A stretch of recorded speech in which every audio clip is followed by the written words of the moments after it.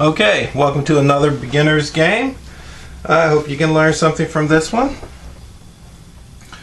Remember, in order to improve your game, you have to apply the basic principles that you understand in chess. If you just play by moving pieces without any understanding of the moves, you're not going to get very good results. So having said that, let's look at this game. This is a game I played against the computer, and the computer was set for 1100, which would be a beginner level. I think the computers are fantastic. Back in my day, we didn't have the computers that were so smart. Now we do. So you might as well take advantage of it. Started with d4. I came out with f6, knight f6. I'm trying to control e4 because to allow white to get pawns right next to each other, right in the center of the board. It controls a lot of space, so I want to deny that.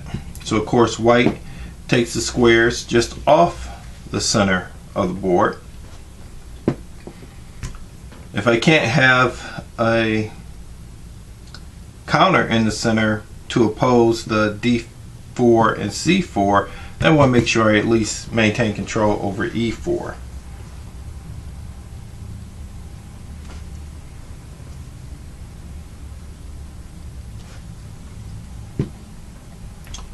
So white challenges at e4. If I do nothing related to e4, he can just push the pawn directly up. So I restrict the knight, which is an absolute pin against the king, and deny him e4. So if white understands the opening, he's going to play around the e4 square 2 or create some other threats. Plays bishop on long diagonal, that makes contact with e4. So I actually occupy e4 with a little tactical threat. Knight takes knight, pawn takes knight, bishop takes check, bishop blocks, bishop takes the rook, queen takes the bishop. I win the exchange.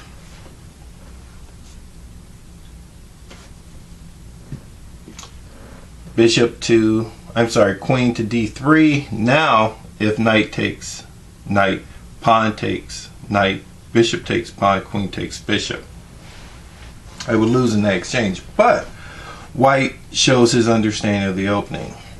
He can achieve the same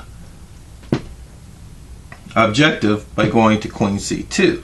The difference between c2 and d2 is c2 allows the development of the bishop at d3, which will allow him to continue his development. By placing the queen at d3, that slightly hinders his abilities when it comes to placing the bishop, even though right now the bishop should ideally be placed at g2.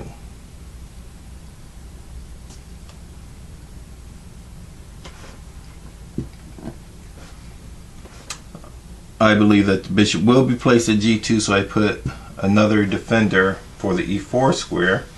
I'm trying to clamp down my development there. Sometimes it's best to continue your development and leave the tension in the middle. White relieves the tension, and right now black has freedom to develop any direction he wants to. And this is important when you're playing. At some point in the game, early in the game, you have to identify exactly how you wish your pieces to be developed. I said pieces. The more pawns you move in the opening, the less development of your pieces you have. So you want piece development. And of course your opponent is going to try to hinder your ideal piece development. So that is what makes chess challenging. Right now, a knight at c6, bishop at f5, king castled, queen possibly at c7, and the rook's in the center.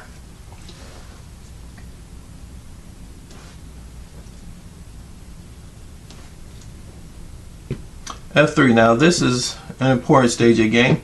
I believe this to be playable, but again, it's more important for white to actually get his pieces out and get castled. It's easy to lose your way by threatening other pieces just because it's there to be threatened. Now the plus side is it does force that knight out of the center of the board, This knight is pinned anyway. If you can get him to exchange, it's not too bad, but you gotta get back on track with getting the development of your pieces and don't become lost.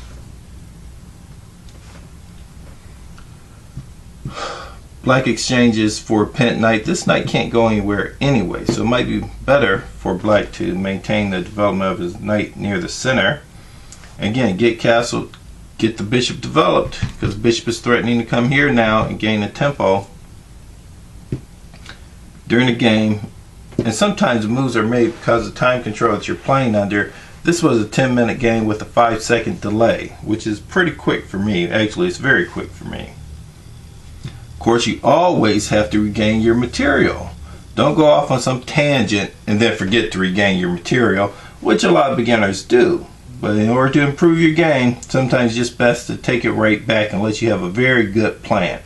And being a beginner to chess, you probably don't have a very good plan. Now he's threatening the bishop. Bishop could have played back here. This even looks like a good square, but at the time I want to maintain the pin on the pawn. And I like to make contact with my opponent's pieces. If you don't make contact with any of your opponent's pieces, you really can't restrict his movement.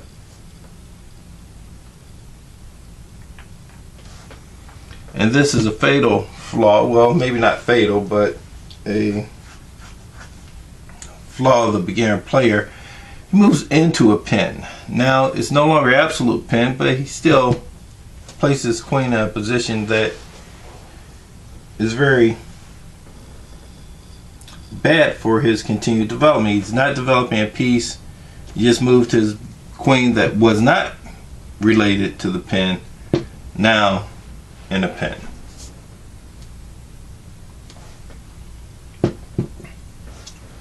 Black so far has been able to do exactly what he wants to do without much resistance from white, which is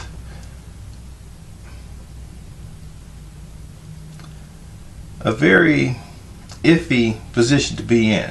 When your opponent's not threatening you or making you think about how to improve your position, you fall into the false security of thinking that you can do anything at any time.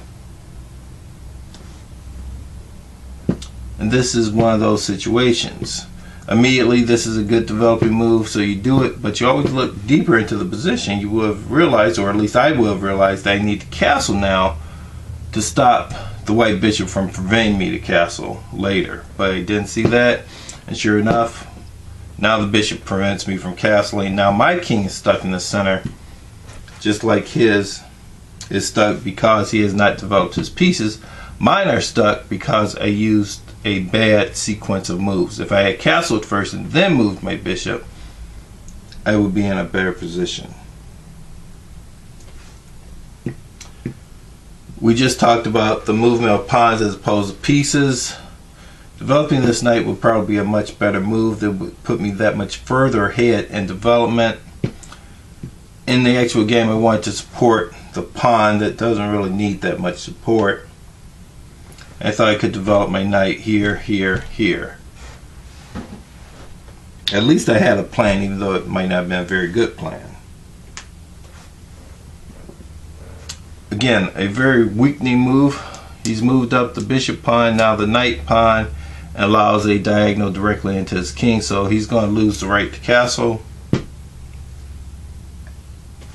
Check, and he's lost the right to castle. And his king side is still not developed. As I just spoke about, when your opponent is not giving you much,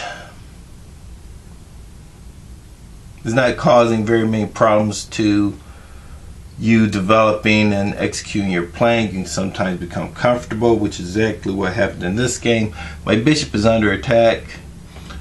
I moved my queen thinking pawn takes bishop, queen takes bishop, king moves out of the way, queen takes rook. That was the only thing I looked at. You always have to look at alternatives. The first question should be, if I move here, what if he doesn't take the bishop? What other options does he have? He can move here. Now the knight threatens the queen and the pawn still threatens the bishop. I would have to lose one of them. So I would be fighting a piece down from this point. if he have seen that move. What very often happens when you're a beginner, you see one move and you take that very first move. You have to dig into the position, actually look at 2 or 3 moves that have some positional basis, then analyze the tactical value of that move. What white actually did was take the bishop, the queen takes the bishop, check, king moves out of check. It's also important to note that the queen blocks a check, queen takes queen, king takes queen, bishop checks, bishop takes rook. Queen takes rook. Right now, white is entire rook down. Check.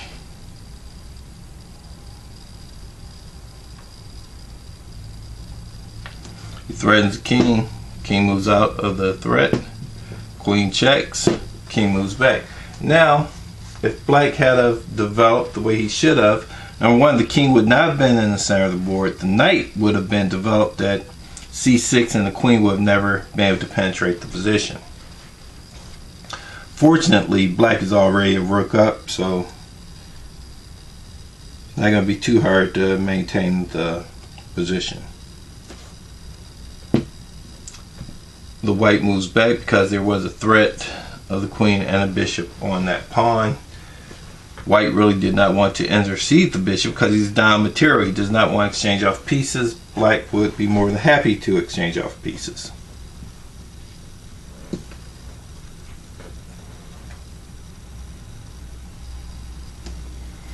Check on the king. King avoids the check.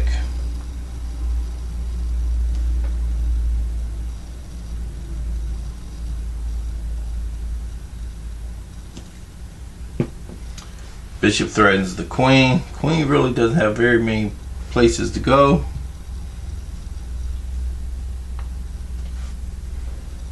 Queen checks.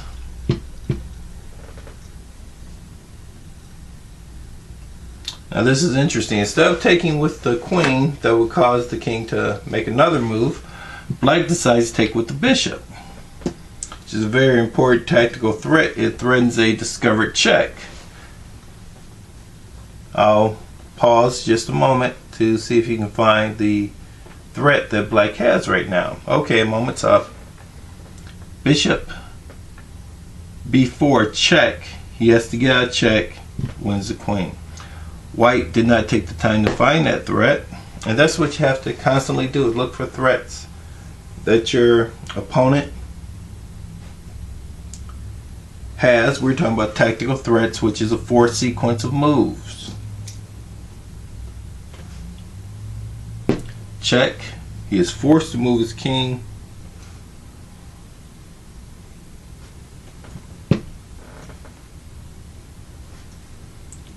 That move loses the queen.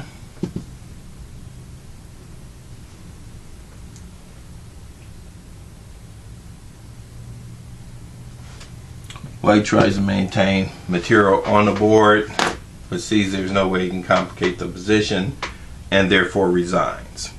So remember, make sure you have some positional basis for each move that you make.